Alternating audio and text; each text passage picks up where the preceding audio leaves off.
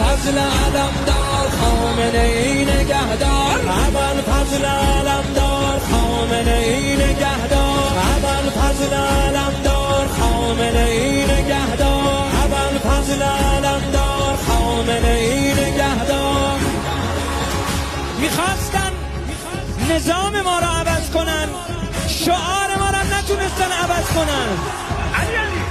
بعد از علی کرار علمان برقرار، چون مجتبی آمد و رفت به رزم و پیکار، شیعه نشد ناامید، شد تا ابد استوار. هنوز هم مانده است بر لب ما این شعار، دست بالا ابوالفضل علمدار خامنه ای نگهدار ابوالفضل علمدار خامنه ای نگهدار ابوالفضل